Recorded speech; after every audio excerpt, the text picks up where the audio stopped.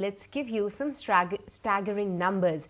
And over the course of 45 days, the Mahakumbh 2025 in Prayagraj, Uttar Pradesh had witnessed an astounding footfall of over 65 crore visitors. The government has spent 75,000 crores and is expecting to generate a revenue of 3 lakh crores out of this mega religious sangam.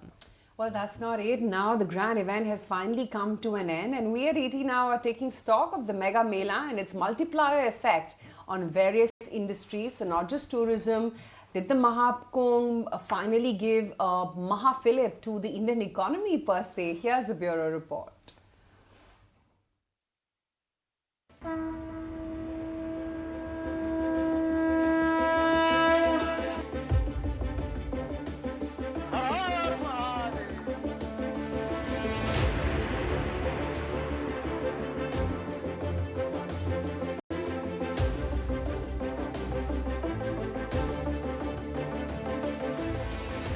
The Mahakumbh, held in Prayagraj from January 13th to February 26th, concluded with the festival of Mahashivratri. Data suggests a huge spurt in demand during these 6 weeks for daily use products as well as puja essentials. Items related to religious rituals or puja material are expected to have done business worth 3,000 crores. And that includes products like roli, rice, coconut, incense sticks or agarbattis and Havan Samagri. Flowers alone are expected to have done business of 800 crore rupees. Grocery, including flour, sugar, tea and masalas, are projected to have raked in 8,000 crores. FMCG, biscuits and packaged drinking water attracted business of around 11 crore rupees. Even the humble vegetables worth 2,000 crore rupees were sold. While dairy business saw a whopping quality industry, while the biggest beneficiary having fetched a staggering 10,000 crore rupees. Even bikers, trolleys and rickshaws are estimated to have earned 1 crore rupees per day. The economic benefits of Mahakumbh are not just limited to Prayagraj. Cities and towns within a 150-kilometer radius have also experienced a significant business surge, and that's strengthening local economies. Additionally, Ayodhya, Varanasi and other religious destinations have seen an increase in pilgrim visits as devotees travel for the darshan and worship of Lord Ram in Ayodhya and Lord Shiva in Varanasi. This has further fueled massive economic activities in these regions. Ujjain, Varanasi. So these have been growing, and even some destinations which were very traditionally there for many years, but we have seen a very large resurgence in demand. Spiritual tourism, it very much seems like it is here to stay, and we do look forward to in the next few years that this will continue to contribute to a lot of travel demand, and therefore a lot of supply catering to that demand as well. The Mahakumbh is expected to positively shape India's trade, commerce and cultural landscape that's setting a new benchmark for years. The Mahakumbh Mela is believed to have fueled 1% of the overall GDP. I think that what it's seen is, first of all, there's a short-term boost to the GDP because of all the travel, the accommodation, the stay, and all of that. But I think more importantly, it's also revived a sense of spiritual tourism. So I expect that the tourism and hospitality sector will see a rub-off effect of this on the economy. The 2013 Earth Kumbh had seen 8 to 10 crore people visiting the Kumbh. The 2019 Earth Kumbh witnessed 23 to 24 crore devotees visiting the spiritual and religious gathering. The Mahakumbh 2025 shattered all records with more than 60 crore visitors. It's easy to forget that budget allocation for the Kumbhs were as low as 13 crores in 2013 Kumbh and 4,200 crores in the 2019 Earth Kumbh. The revenue generated in 2013 and 2019 Kumbh and Earth Kumbh, however, was 12,000 crore rupees and 1,20,000 crore rupees respectively. As a percentage of the GDP, the 2013 Kumbh was 0.22% of the overall GDP, while the 2019 Kumbh was 0.63% of the overall GDP. The ongoing Mahakumbh, biggest of them all, is expected to generate a revenue of 0.86%, that is 1.39% of the overall GDP of the country. It was a gathering of a scale never seen before, with the DGCA approving 81 extra flights in January to accommodate the surge in demand. The State Transport Corporation deployed 14,000 buses, while the Indian Railways arranged more than 13,000 trains. Mahakumbh may have concluded today, but its lessons in divinity and business will continue to inspire the faithful, the economists, and of course businesses for years to come. With Gulshan Sharma and Abhishek Yadav in Mumbai, Bureau Report, ET Now. Well. I mean, I did not go, Aisha did not go, Shishya, I'm not sure if you went, but for those who went, depending on what you wanted, bhakti, shraddha, dubki, experience, family, food, FOMO. It just, like they say in life, no, you will see what you want. I think Mahakumbh in a sense is addressed it all. If you wanted to find a path to spirituality, yes. If you wanted to find a path to celebrate religion, if you just wanted to go for an experience, I think it was there. If you wanted to go just to, take that holy dip, it was all there. But, if they use the word multi-bagger, I think from a market standpoint and from a government standpoint, this truly has been a multi-bagger. When you say multi-bagger, a small investment, is it creating a lot of economic value? That is what government is. Government is not measuring the stock markets here. Government is looking at, okay, there is an investment which we've done. How much of that has got translated into economic value? How much of that galvanized the mood of India? How much of that galvanized the entire, country in terms of in spiritual trip? I think Mahakumbh in a sense has been nothing short of a spectacular. Will coming generations would say, "Wah, kya tha?" And it has really changed the dynamics of how, at large scale, mega events, if planned well, they can really boost up the entire economic value. Abhijit Soksi, he joins us now, along with Ajay Bakaya, chairman of Sarovar Hotels and director with Louvre Hotels. Okay, Abhijit, did you go to Mahakumbh? Did you manage to wade inside? Kitni lambi line thi? Yeah, it was quite spectacular. I was lucky enough to visit it.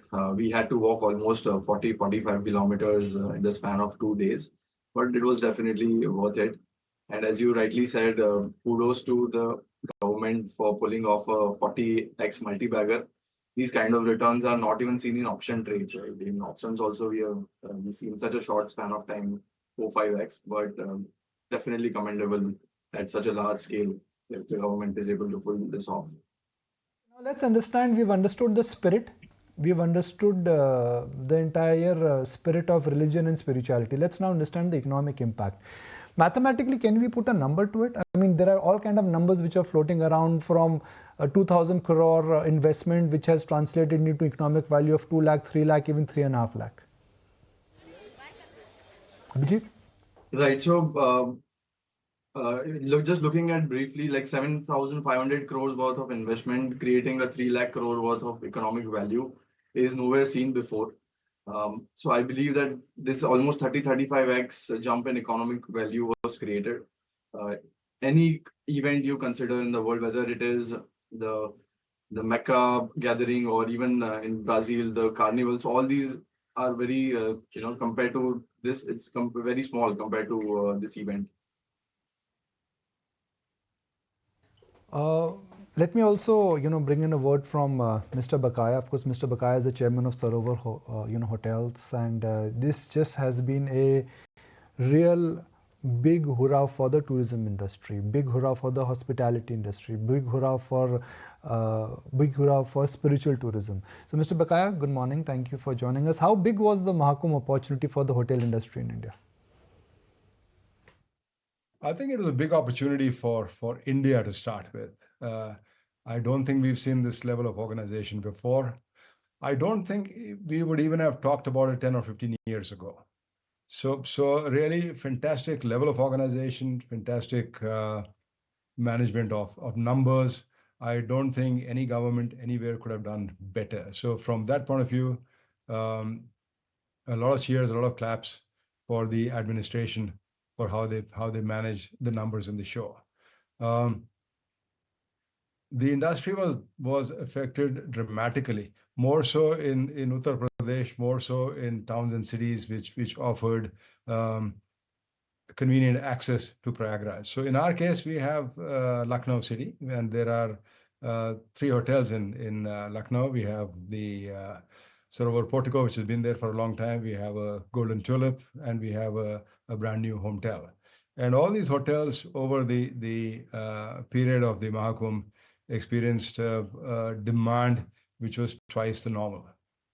Twice or perhaps even more. This is despite the fact that there's a fair distance of travel between Lucknow and Prayagraj and the site of the Mahakumbh. So from our point of view, phenomenal, absolutely fantastic, and unparalleled so far in India's history. So great significance, spiritual, religious, and from the point of view of Sanatan Dharma. We think it was a spectacular show. Right. Mr. Bakaya, you met many people as well. What is the word out there? How were the room rates in and around Prayagraj, and how were the occupancy levels? I have compared notes with a lot of people, both from within the country and from people from as far-flung places as Sydney, Australia, or the UK, who all went there. And I have yet to come across a single person who had a bad experience. So yes, there were crowds. Yes, there were times when you had to sit on the road if you were on the road for 2, 3, 4 hours in a particular spot. Yes, there was stress for you to catch your flight, but the organization at the Kumbh site was fantastic. The accommodation in the tents, etc., was very, very good. I even met with somebody who had no plan to go, but just landed there, contacted a few people, and found place in a tent run by an akhada, and at reasonable cost. But all people came back with very positive, very strong experiences, and I have yet personally to hear of any complaint other than being stuck on the road, or traffic control and traffic management. People found that they couldn't get very far in cars, so they had to get off and get onto a motorcycle taxi, but it was convenient. I think overall the experience is very good. On the pricing part, it is normal for events like this where the demand far outstrips the supply, that the pricing goes up. Lucknow hotels didn't go up beyond I would say 50-60% of normal. I think Prayagraj, depending on when you booked, could be as little as 10,000 a night. That's my people that came from Australia. And there were 19 people that came from Sydney who took a Vande Bharat, that went all the way to Prayagraj, and then from the train station to the site. And they booked at 10,000 rupees a room with all meals, everything included. So I think that's quite reasonable. People who went in last minute or booked last minute in perhaps in hotels would probably have paid more. But that's a typical demand supply situation, and prices, including air tickets, etc., do tend to go up during these events. But Abhijit, coming to you now, this spiritual tourism is becoming a big theme now. So, and also along with that, we are seeing that there's a change in the kind of consumption pattern for the Indian consumers as well. So going ahead, sticking with this particular theme, how do you see some of the other sectors also participating, and which are the key sectors that will drive the consumption for the Indian consumers now? Right, so this event did set a massive example for the whole spiritual tourism industry. So that will lead to sectors like infra. Obviously, hospitality has been booming. We have seen hotel stocks performing in the last few years. I believe they will get much better re-rating going forward. Also, the interesting part, which I forgot to mention earlier, is that whole land of Prayagraj is almost 4,000 hectares, and out of that, 2,000 hectares get submerged in water during the peak monsoon. So all the structures were very temporary, and it was very commendable of the government to build it for this just 2 months of span. So that also leads to a lot of ancillary sectors like the proxy sectors of infra as well, which will boost the demand of the economy. And also once research was floating around that how during the Mahakumbh period, the stock market also takes a dip. But once the Mahakumbh ends, we can expect some greenery. At least in the past 5 incidents, it has happened. So going forward, we can expect some greenery at the index level as well. All right, but Mr. Bakka, also give us a sense that how do you see the future of spiritual tourism in India, and how will this help the hotel industry? I think religious tourism or resurrection of religious tourism and religion is a good thing. How do I see the future? I see the future booming. Religious tourism has always been successful, whether you start from Vaishno Devi in the north to Tirupati in the south to the Golden Temple in Amritsar to Vrindavan, etc., etc. So there has never been a dearth of demand, but I think demand is multiplying now. There are waves of people who have shown fresh interest. So I think for the next 5 to 10 years, you're probably going to see a very high demand in these places. Lastly, Abhijit, what we have seen is that during this event, we have seen a lot of these celebrities, influencers also participating, and even some bit of attraction from the international tourism as well. Do you believe that in the times ahead, that will have more of the participation, especially from the international side? So far, we had only heard about international tourists coming mainly from medical tourism. But this spiritual tourism has been something new on the cards, and I believe that is here to grow. This definitely branded India as a mega country image, and it's likely to continue going forward. All right. With this, I would like to thank Mr. Bakaya as well as Abhijit for taking the time out and speaking with us, and also sharing your views that how spiritual tourism is becoming the mega theme in India right now. But with this, it's time to slip into a very short. If you like this video, then like, share and subscribe to ET Now.